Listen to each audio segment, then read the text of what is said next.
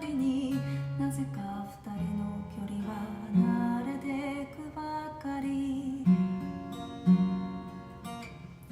僕は求めるようになって君は疑うようになった。なんだかそういう風にすれ違ってしまう。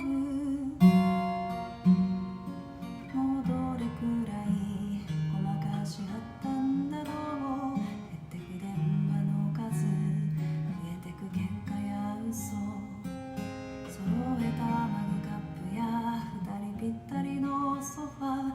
僕らは何をしてんだろう。本当はきっと泣きたいんだ